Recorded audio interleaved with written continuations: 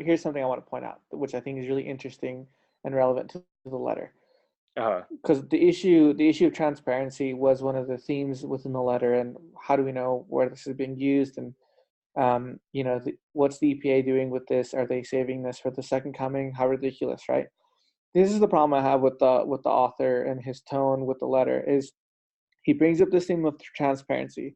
How is this money being used? Is it being used towards a good purpose? And he poses these questions to the church, basically. But then at the end of the letter, he calls for like a church offender registry, list. A corporate offender registry. Can you explain that? Yeah, something like that. So it's kind of like you want to take this one, Justin? Yeah, I can try. Whoever. So I think it's just when a corporation or some type of entity is evading taxes, they're not complying with IRS regulations.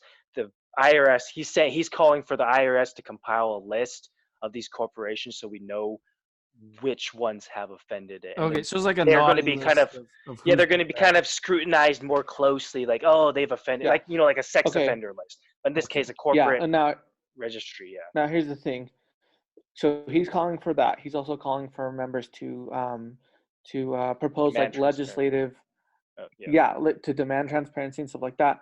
He's basically calling for a lot of big government actions against churches, which I think is really absurd, given that, look, if you're worried about the transparency of where your money goes, and you're aiming your critical eye at the church, like, fair enough, you go ahead, be my guest. But then they forgot the government do that to the government. Yeah. So I'm thinking, like, okay, is this guy worried about transparency really, or is he just trying to get a bat against the church, right? To hit against the church. Yeah. And so I'm like, that's the same thing going through my head. Like you could be totally right. Like I have no idea what Nielsen's actual, like, maybe by the tone of his voice it indicates that. Well, like that's what I'm saying. To me, it just sounds like ideology. Conversation though about how transparent do members want their church to be, right? I mean, I think it's fine if you want to be transparent. I think transparency is good. It like, yeah, it'll hurt in some regards. For example, one of the things that I think the Happy Hour podcast brought up was the church has so much money that it could basically operate its stuff for several years without taking in tithing. Is it ethical to go to South America or a third world country and say, hey, we're actually struggling, please give your widow's mite to the church? Is that ethical? And are we being transparent about that? In their cases, no, we're not, because we're being opaque and saying that we need it when in reality we don't.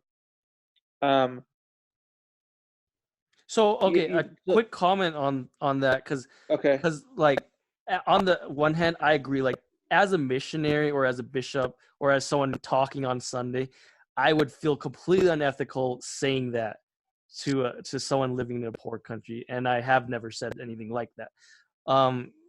Now, on the other hand, though, the way that it works for you to be eligible for bishop storehouse goods such as food or clothing, if you're a poor income family, is that you have to be paying tithing first. And so these people that are paying tithing, they're going to get back more, assuming that they apply for church financial assistance from their bishop. They're going to get back more than they actually are paying with the widow's mite. So, like, to sum it up, it's unethical to say stuff like that. But the reality of it is these people are probably going to be helped more than they are hurt by their contribution. And I would say even lay leaders like bishops, even they're pretty flexible with those rules already, because they give assistance to people who don't pay tithing, or they fund people's missions if they're not paying tithing. And I've even seen cases where we've given investigators who are not even members this type of church assistance because they were in a very desperate situation. Yeah, and so the church isn't. I don't think the church is like a Scrooge either when it comes to its money. I think the church does quite a bit to give to people, even if they don't, let's say, deserve it or are following the regulation. And bishops take the liberty to do that. Like,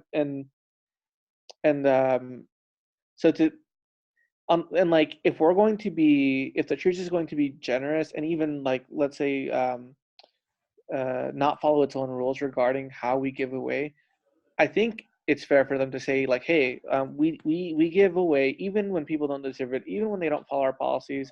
I think it's okay for us to ask for you to donate, and again, this is all voluntary, and maybe you feel guilty. Let's say maybe you feel guilty. I think that's maybe a lot of people do feel guilty. Party there, yeah. But like guilt is not coercive force of government or the negation of funds, or not funds, but food and stuff when you're in real dire straits. Because the church, I think, is willing to do that if you talk to people and you come with if you come in good faith, they're willing to do that. Right. The church is the lesser evil when compared to government. And probably more transparent. Well, I guess too. I mean, like, even I was thinking that what Alejandro mentioned about the transparency with the government. A lot of us don't know exactly what those taxes are being used for, and there's been a lot of leaked. Oh, there's no way. I don't think you can even track it down. I don't even think. I mean, in general numbers, they're mainly using it for Social Security and the war complex. Oh, the bulk of it, sure. Like stuff like that. Yeah. But there's not really a ton of transparency there, and we're coerced to give taxes. On the other hand, tithing, I think the argument maybe that they would say is that we're under a false illusion. So in that sense, we're fraudulently induced to give tax. No, tithing, not taxes. Maybe. That could be. That somewhat seems to be floating around. It might. Well, here's something interesting too. But it wouldn't work in court. But I get it. Like, we're talking about this. Of course, it wouldn't work in court. Also, so here's something interesting though that I also want to point out. The church, every now and then, it does give like a big lump of money to some sort of charity organization. For example,